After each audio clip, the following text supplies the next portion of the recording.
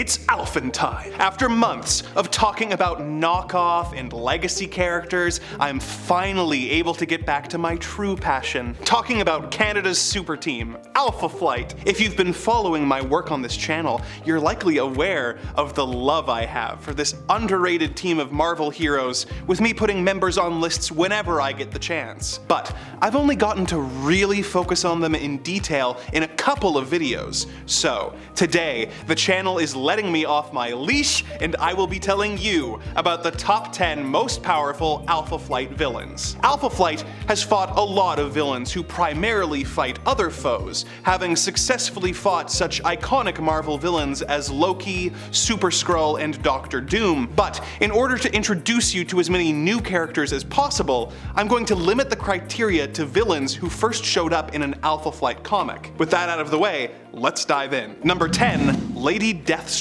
I said I was limiting myself to villains who first appeared in Alpha Flight, and this one just barely counts. Yuriko Oyama first appeared as a sympathetic character in Daredevil number 197, where her father was fixing Bullseye's paralysis with adamantium. After her father's death, she decided to continue his work and began tracking down Wolverine in order to remove his adamantium skeleton. She made her first appearance as a villain, going by the name Lady Deathstrike, in Alpha Flight number 33, where she was using a specialized katana to destroy Wolverine. She was the first supervillain who Heather Hudson's Vindicator ever defeated in battle. Deathstrike would go on to be a constant foil to Wolverine and grew more and more powerful, receiving razor fingernails, super strength, speed, and agility, as well as a powerful cybernetic healing factor. But in this first appearance, she is at the beginning of her journey, and has no powers, and therefore ranks at the bottom of this list. Number 9, Bedlam. Bedlam was an inmate of a Nova Scotian prison who had latent superpowers. When Alpha's leader, James Hudson, was trying to find superpowered beings for the first iteration of the team, he offered Bedlam a way to unlock his powers and redeem himself in order to serve his country. Bedlam got the powers but lied about being reformed and went on a rampage. He was able to use his telepathic powers to pit Alpha against a team called the Derangers, wanting to use whichever team won as his servants and army once he took over the world. In addition to his telepathy, he was also capable in telekinesis and had powerful psionic powers. He could wipe people's minds, leaving them brain dead, which he tried to do to Vindicator, forcing her to kill him in Alpha Flight number 53. Number 8, Delphine Courtney. When James Hudson found out the geo-exploration suit he was developing for Amcam Oil was going to be sold as a weapon to the Americans, he destroyed the plans for the suit and took the helmet, using it to craft his Guardian suit and become a superhero. His boss, Jerome Jackson,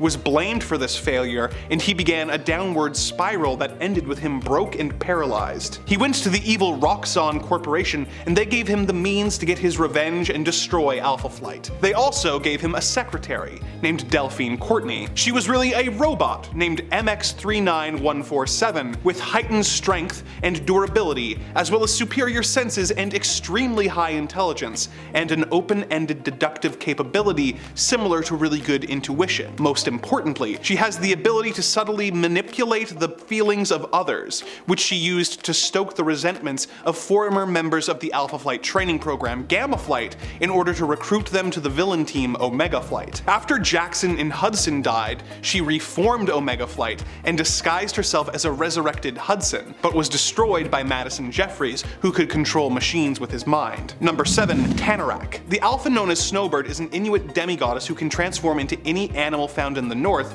and has been sent to Earth to protect it from the mythical great beasts who are returning to Earth after thousands of years. There are 7 beasts in total who gave Snowbird and Alpha varying degrees of trouble, but one of the most difficult to deal with was Tanaraq. When Walter Lankowski performed a gamma experiment on himself, hoping to replicate the powers of the Hulk, he did so at a base in the Arctic to avoid anyone getting hurt. When he performed the experiment, the thinner walls of reality in the Arctic caused the spirit of Tanaraq to enter him, transforming him into Sasquatch, the strongest member of Alpha Flight. Tanaraq eventually managed to take control of Walter and use him to attack his friends, and Snowbird was forced to kill kill him in order to destroy the beast. They eventually got Walter's soul back by retrieving it from the realm of the beasts. Number 6. Scramble Omega. On the subject of Madison Jeffries, he and his brother Lionel believed in the American cause in Vietnam, and like several Canadians of the time did, actually joined the American military to fight in Vietnam. He was a mutant with the power to manipulate flesh, bone, and other organic components, and served as a medic, but the war drove him insane and he was put in a mental institution. He escaped and became a villain called Scramble, who used his power to turn people into monstrous deformed creatures. His brother made him use his powers to fix his own brain, and he reversed the damage and became Alpha's medic. It later turned out that he was actually still insane, and he used his powers to merge with Alpha team member Roger Box, becoming Omega, now being able to also alter his own physical form. When Box tried to resist, Jeffries lobotomized him. The purple girl, who was an Alphan at the time, got him to stop his rampage, and his brother Madison was forced to kill him. Number 5. Tundra. Another of the great beasts who Alpha defeated all the way back in Alpha Flight number 1 was Tundra the land beast. He was summoned to Earth by Snowbird's insane father and began absorbing the land of Canada, becoming a giant monster who got bigger and stronger with every step he took, and could hurl the rocks that made him up with great force at the Alphans. He could also control the creatures of the north, sending massive clouds of mosquitoes after the heroes. As if that wasn't bad enough, hitting him with tech hurt him, but as he was one with the land, it risked shattering all of Canada in an earthquake. The heroes were able to defeat him by controlling the rain and making it come down in a torrent which mimicked the effects of erosion and broke Tundra up, sending him back to the realm of the great beasts. Number 4.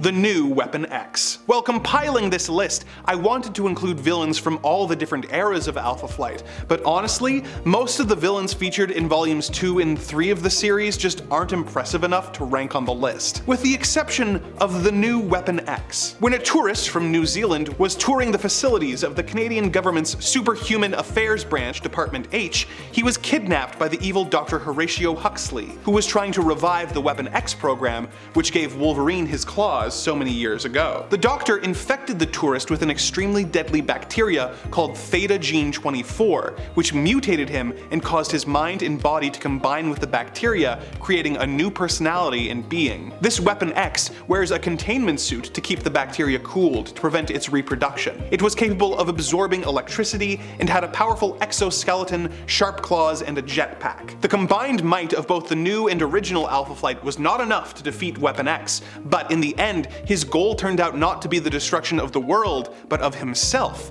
and he took his own life with the only thing capable of killing him: a nuclear bomb.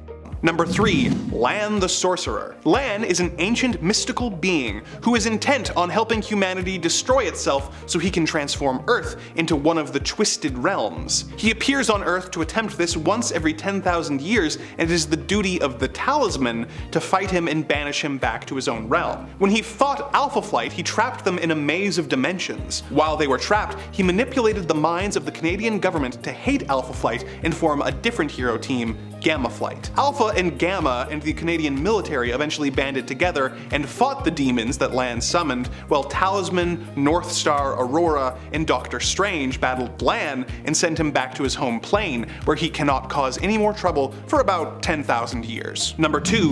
Dreamqueen. The daughter of the Fear Lord Nightmare, the Dreamqueen is the ruler of a realm called Live World. She is able to shape this world to her every whim, but she still desires to escape this realm. When the Alpha Flight member Pathway, who can open portals to other dimensions, came across Live World, she was attacked by the Dream Queen, causing her to transport her team to the realm for help. They tried to fight Dream Queen, but she was able to create as many dream demons as she needed, as it was her realm. Puck transported the team back to Earth, but accidentally took the Queen with them. She was weaker in this realm, but she could still alter perceptions and send dream demons after people. She was defeated and sent back to her own realm, but she implanted the team with psychic energy, which caused them them to experience extreme trauma before they met up again, causing the combined energy to unleash her again, but she was again defeated and banished to Live World. Number 1. The Master of the World. By far, the villain that has given Alpha Flight the most trouble over the years and can be described as their arch nemesis is the Master of the World. He was an early human living nearly 40,000 years ago, who was rejected by his tribe for being cruel and violent. He wandered the Arctic following an instinct that was drawing him further and further north. He came across the long-crashed ship of the Plodex. The ship captured him, kept him alive, but dissected him and studied him, absorbing him into the ship. After 30,000 years, his mind overcame that of the ship and constructed a new body for himself, and he became the Master of the World. He tangled with Alpha several times, once causing Marina to experience more pain than any living being had felt in 40,000 years. He once took over Canada, assimilating some of the heroes to his control and causing irreparable harm to several Alphans' lives. He also messes around with other hero groups, having posed as Canada's representative in the Alpha Flight board of directors that oversaw the Alpha Flight space program, and was a key player in Civil War II, going after the leader of the revamped program, Captain Marvel. He has also fought the Champions and is currently the ruler of Weird World. He has enhanced strength, speed, agility, and reflexes in addition to his incredible intellect and his suit of armor, which protects him as well as stores and channels energy. He often uses a metal staff which shoots powerful energy beams, but listing his powers doesn't really do justice to the cruelty and sadistic evil that he has put the team through over the years. As you can tell, I love any opportunity to talk about Alpha Flight, so if there's any other lists related to the team you'd like to see, let us know in the comments below, and remember to like and subscribe for more Top 10 Nerd.